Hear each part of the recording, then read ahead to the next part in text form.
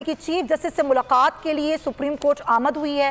PTI अरकान को chief justice of Pakistan से मुलाकात की इजाज़त मिल नहीं सकी है। इसी पर हम बात करेंगे। हमारे नुमाइंदे हमारे साथ मौजूद होंगे। तैयब बलोच मौजूद हैं। जी तैयब।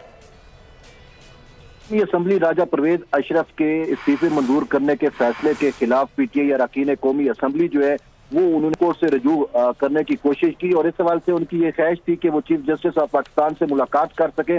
ताहम चीफ जस्टिस ऑफ पाकिस्तान से मुलाकात की इजाजत नहीं मिल सकी। रजिस्ट्रार सुप्रीम कोर्ट ने भी पीटीआई अरकान से मुलाकात से इनकार कर दिया। चीफ जस्टिस पाकिस्तान से मुलाकात के लिए आने वाले अरकान कौमी असम्बली की तादाद जो है वो 8 थी।